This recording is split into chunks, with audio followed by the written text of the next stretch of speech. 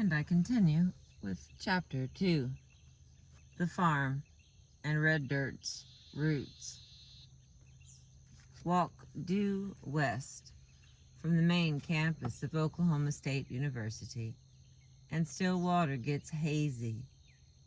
The lights and the noise from the college main bar drag, the Strip, a section of Washington Avenue immediately south of the Mammoth Student Union building.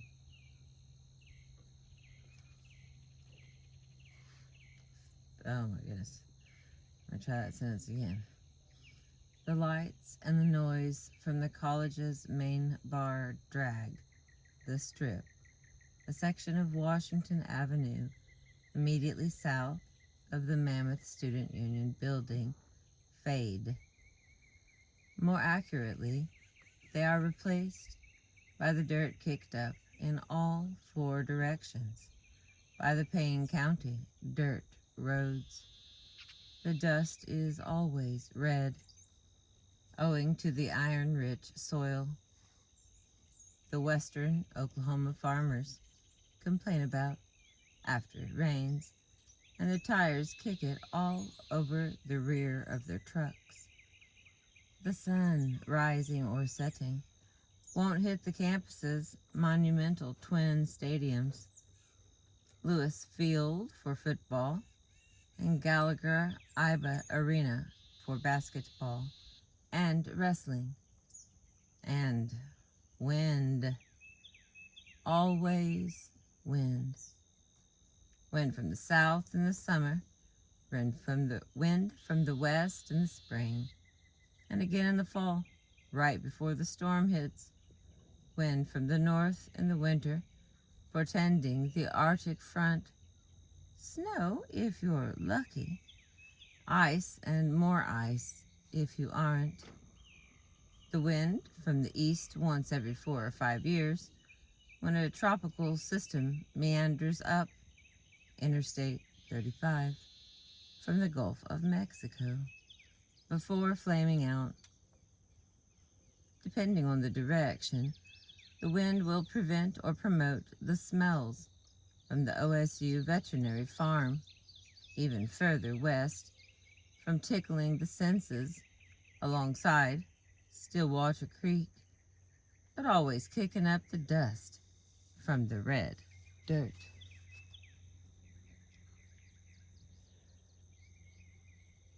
At least that's the way it was in 1979, when college sophomore John Cooper and his friend Danny Pierce went looking for a place to rent for the summer.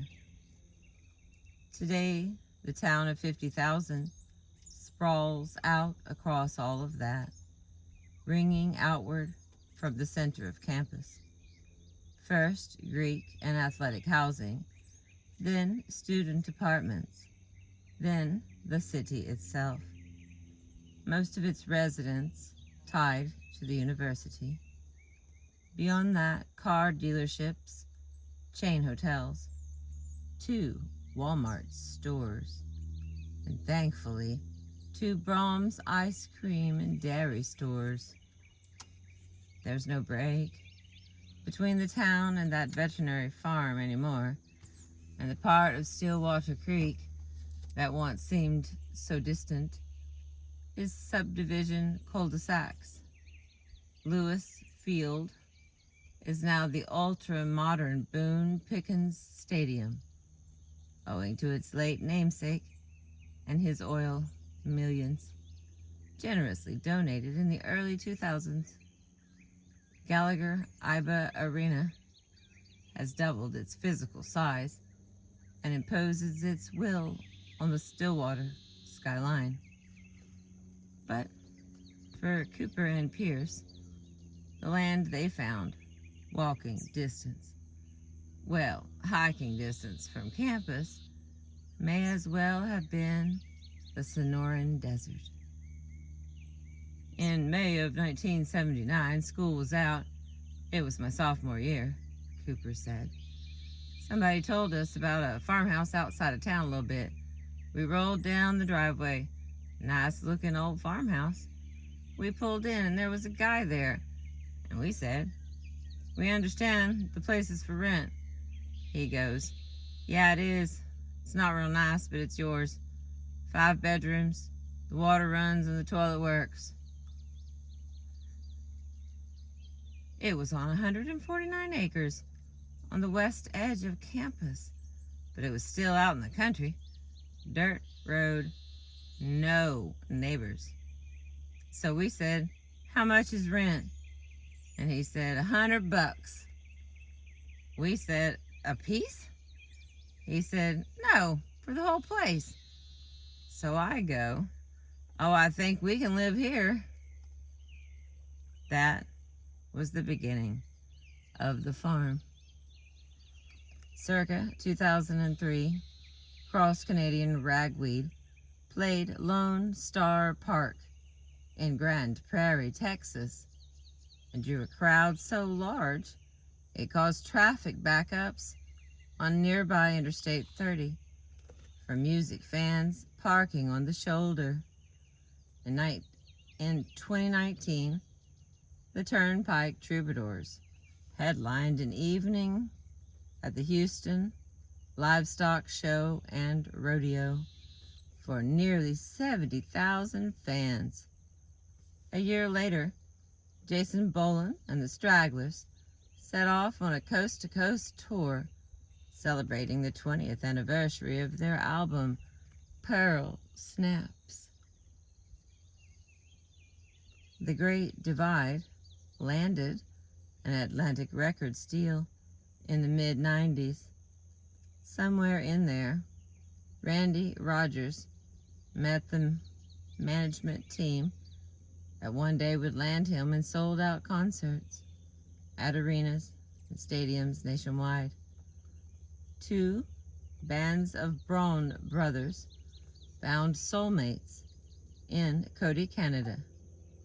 Jamie Lynn Wilson, Bree Bagwell, and Courtney Patton found a support group of fellow artists, providing a boost to the top of Texas music, not always viewed as a gender-equal genre. And Greg Jacobs, Tom Skinner, and Bob Childers became matches for the kerosene that was Garth Brooks. At the time looking to leap from Stillwater dance halls to Nashville's good graces. All of that, to the letter, is what the farm gave to music. It was mostly a party house, but musicians started discovering it. Cooper recalled of its earliest days. The first band we ever had play at the farm was a reggae band called Local Hero. We threw a party. It went all night. We did the Circle of Love dance at dawn, all of it. From then on, we had the bug for getting music to the farm. It was just too perfect not to do there. For 20 years, the farm provided the earth and the sky to a music scene that provided the light. Singers and songwriters found its campfires a proving ground. An adjoining shed became a concert venue that would get dubbed the Gypsy Cafe. Cooper would live there, as would Great Divide co-founder Mike McClure. Dozens of others would as well. Hundreds of others would claim too. Eventually, Childers, reeling from a largely failed venture into Nashville, would pull a trailer up to the farm, living there until a fire destroyed it in the late 1990s.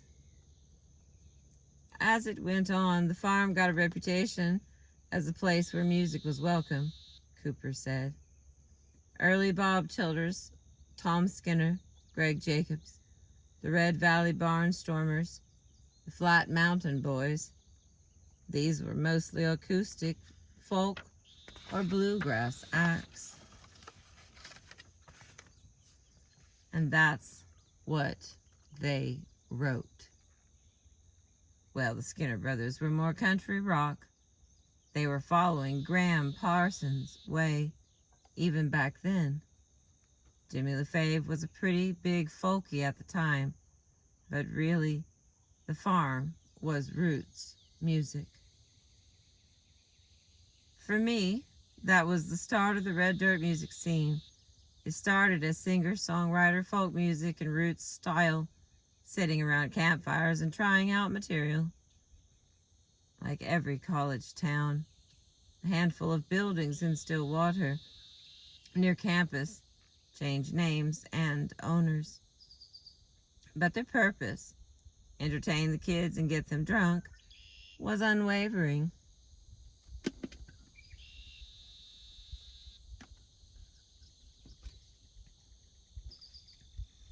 In the early 1980s, Eskimo Joe's was a new bar, far from catching worldwide fame as Stillwater's jumpin' little juke joint. Willie's Saloon was there, and it remains. Up your alley was a bar where Jimmy LaFave honed his skills. Pistol Patty's was on the strip. The Lighthouse was in the building where modern-day J.R. Murphy sat, right in the middle of the mayhem.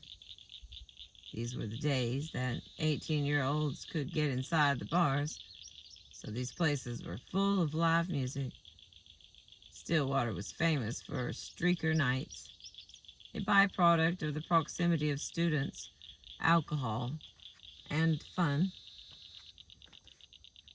Right around the time Cooper and Pierce signed the first lease on the farm, Gene Williams transferred from a junior college in Arkansas to Oklahoma State. The Muldrow, Oklahoma native had played in bands since he was a teenager, and he found a gig with a local band, the West Street Band, that claimed the now defunct Club 21 home. I was playing there, Williams said, and Tom and Mike Skinner sat in with us. I was playing guitar, and I just thought they were great, so I made it a point to make friends with them. Come to find out, they were living just down the street from where I was living in Stillwater. The Skinner brothers had a house, maybe a half block from Eskimo Joe's. I'd go up there and play with them. The Skinner brothers, version 1, was up and running, and they were playing a couple of my songs. They won a full day of recording at a studio in Tulsa. I went with them that day, and we recorded an album. Of course, it never got released properly, but I still have a copy of it. At that time, Mark Lyon and Mike Shannon had been playing guitar. Well, they left the band, and I ended up playing lead guitar for the Skinner brothers for about 2 years. It was all about having fun. We weren't too business-minded. We just traveled all over the state and played. It was the best band I was ever in. Just naturally a great band. Williams, in turn, mentored another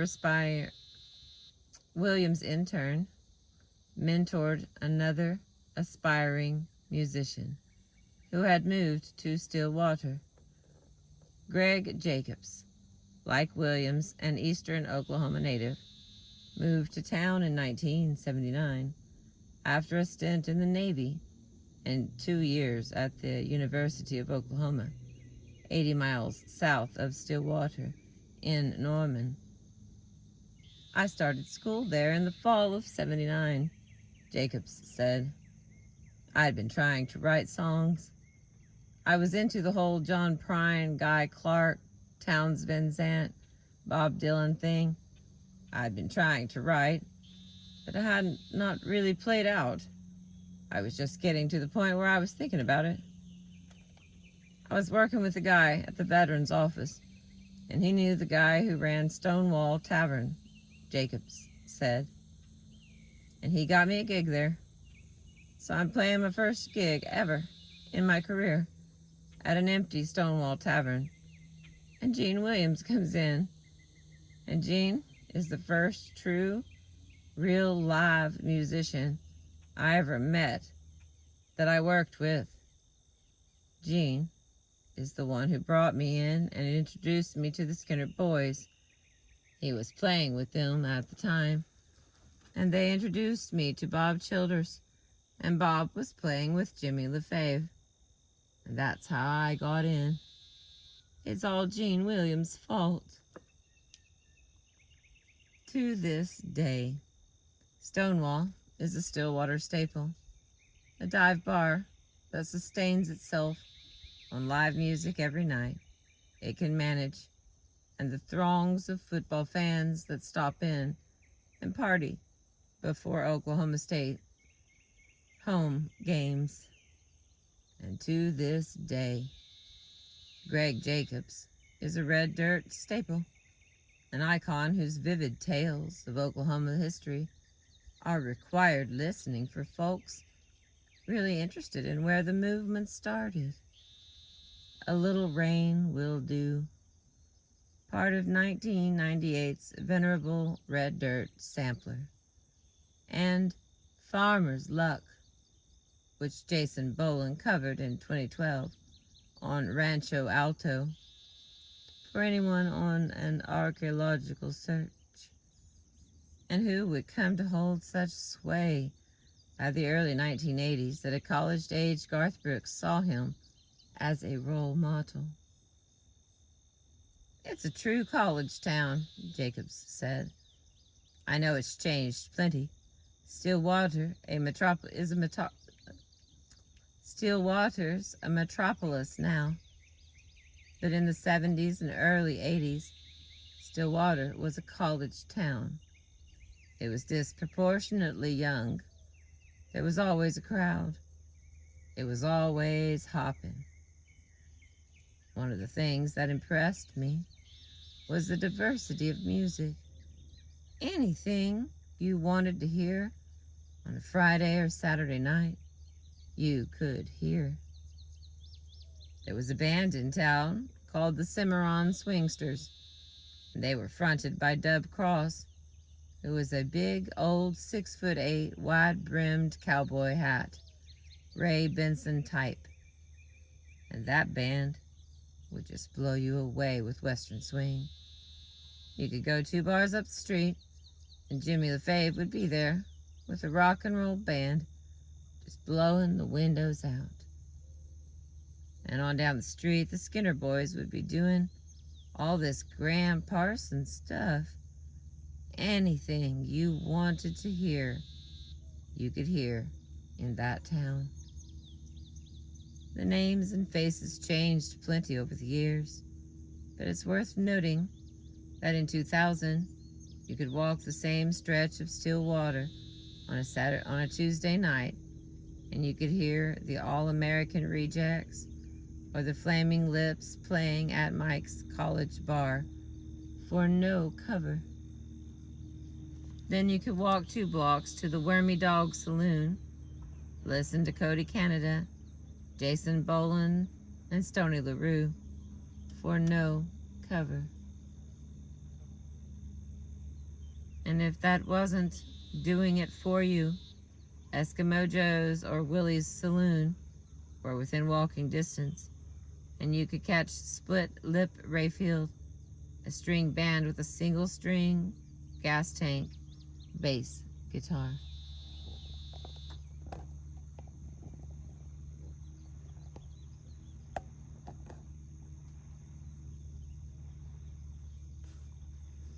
From that early group, Williams, Jacobs, Childers, and Tom Skinner would all trek to Nashville in hopes of landing songwriting deals in the early 1980s. They would all fall flat. Songwriting was an evolution, and it cost me a marriage, Jacob said. You bring it all on yourself, all the problems, but then that turns into fodder to write songs. I have reached a point in my life now that I'm happy, I'm content, and writing a song is not as easy as it used to be. It all came out of that. We were all a bunch of emotional cripples and turmoils all the time. My dream. I wanted to be like Don Schlitz, who wrote The Gambler. I wanted to write a country hit a year, and I could survive off my royalties, and then I could do whatever I wanted. We all went out to Nashville kind of chasing the same thing. We didn't go out together. Tom went out with Garth, and when Garth came back, Tom stayed for a while. Bob had already gone out. I went to Kentucky first. I married a girl there who wanted to work in the horse industry, so I would go down to Nashville occasionally and get with those guys. It ended up Tom and I, Tom's wife and his brother, Mike, lived together for about a year. We tried, but we didn't know what we were doing. Nashville is a city of contacts, and I have one of the worst things a musician could have. I'm an introverted guy. I met with a few producers at that time. You could call them up. So they would listen to my songs, and then they would tell me, you're a songwriter, but you're not a commercial songwriter. Go home, listen to your radio, and bring me something like that. And I tried. I couldn't do it. So we all came back at different times. And when Tom and Bob came back to Oklahoma, they ended up in Stillwater. And that red dirt thing had exploded. By the late 1980s, red dirt was a viable enough scene that Tom and Bob were all it needed. Skinner and Childress, now Nashville veterans, assumed roles of elder statesmen, and red dirt was no longer dependent on a small group of individuals. Artists began to come and go, and their influences were no longer tied directly to the farm. He chose the label name Red Dirt Records for a 1972 live album from his band. Moses had predated the farm. He attended Oklahoma State in the early 1970s. By the 1980s, Ripley was in California, creating guitars for the likes of J.J. Cale, John Hyatt, Jimmy Buffett, and Eddie Van Halen. Ripley moved to Tulsa in 1987 and purchased Leon Russell's former recording studio, naming it the Church Studio.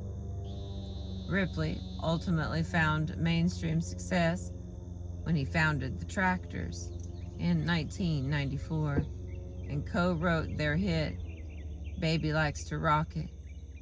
From Tulsa, Ripley and the Church Studio became their own source of red dirt, with bands including Cooper's Red Dirt Rangers regularly showing up to record. Jimmy LaFave moved to Austin and became the de facto red dirt ambassador to the Texas Hill Country, giving a pipeline into the Austin scene for Childress and the Red Dirt Rangers, but more importantly, becoming a one-man haven for Oklahoma musicians, honing their chops in Texas. Students of music such as David Abeta, lead guitarist for Reckless Kelly for 19 years, and Eric Hansen, drummer, backing Skinner, Medicine Show, the Mike McClure Band, and Cody Canada and The Departed, over the course of 30 years, found their way into LaFave's inner circle first. But Skinner and Childers settled back in Stillwater and assumed the roles of Red Dirt forefathers for a next generation of musicians making their way to Stillwater. Childers especially was an instant icon. It all centered around Bob, Jacobs said. The younger artists all wanted to make Bob king, and Bob thought he was king, so it was cool. The first of those young artists was Scott Evans, who in 1988 was a burned-out, contemplative, aspiring sketch artist who threw in the towel on a graphic design trade school in Arizona and transferred to Oklahoma State. Somewhere on that drive from Arizona to Stillwater, my impulse to draw stopped, Evans said, and music filled the void. It became the way I processed the world. Evans, along with Brad James and Donnie Wood, would eventually form the Medicine Show, which took Red Dirt's folk overtures and added a heavy dose of the keyboard-heavy Tulsa sound. Medicine Show expanded the possibilities for what Red Dirt could be. After Medicine Show, a metalhead child of the 1980s named Mike McClure realized he could fit in with the same crowd. McClure and J.J. Lester started the Great Divide in the early 1990s, finding not only a major label record deal, but crossing bona fide borders. For a 5-year stretch between 1997 and 2002, the Divide was as big in Texas, Oklahoma, and the Midwest as Robert Earl Keen or Lyle Lovett. There was not a dance hall they could not fill, nor a bar they could not run out of beer. We'll get to the Divide and the massive influence they carried on later. So I'm working with Mike Shannon at his music store, Daddy O's Music, in Stillwater, Evans said. He started introducing me to all his friends, so that's how I met Childers, Greg Jacobs, and Tom Skinner. I had heard of Randy Peace, but it was a year before I met him. And Brad James is one of the people who came into that store. Brad had gone to school in California and was influenced by a whole bunch of stuff out there. Well, some older Tulsa guys were part of that scene. That, through Stillwater and LA, from Brad, was a connection to all those Tulsa greats. And that was our in for the Tulsa scene. Jimmy Karstein was the first one. He came to play with us early on in Medicine Show. We drove over to Tulsa, knocked on our door and walked in, and we just went, wow. So he became our drummer and then our percussionist. When we would play in Tulsa, all his friends would come out. The first one in Tulsa was Club 1 on Riverside and Peoria, a little clubhouse in an apartment complex. That was the first one. Then we got into other places around town, ended up at the Sunset Grill toward the mid-1990s. Then we played the Full Moon on 15th, and here and there around town. We met a lot of other players, Tulsa players. So suddenly all those influences for me, and people say red dirt, if I'm a part of it, well, it's all that. More than anything else. Evans and his bandmates were responsible for what red dirt became and continues to be today, which is whatever the hell you want it to be. When red dirt first came up, me and Mike Shannon used to joke, just sort of philosophically, critically, "What is it?" Evans said. And Mike first observed to me, if you think of the other sounds, like Motown or Muscle Shoals, the reason they have the same sound is because they have the same musicians.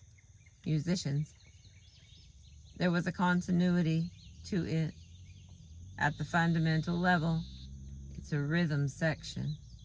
It's a utility player. Then you bring in different artists for the harmonies and solos.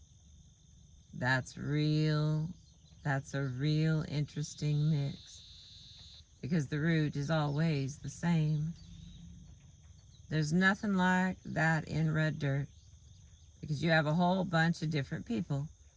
You had the Red Dirt Rangers doing psychedelic Tejano music at the time, but it had different themes all over. It had a Western theme, that psychedelic theme, a rock theme, Tex-Mex, you name it, it's there. And we were at the time a Grateful Dead cover band that could also do Hank Williams and ZZ Top. By the time Medicine Show folded in the late 1990s, the band had given red dirt enough staples to carry another generation. The Divide and Cross Canadian Ragweed would both eventually help me get over this mountain. Ragweed's cover of Mexican Sky was one of the band's most popular songs to play live. Stoney LaRue has covered Hey Sarah his entire career, along with Evans' heart-wrenching Steel Heart.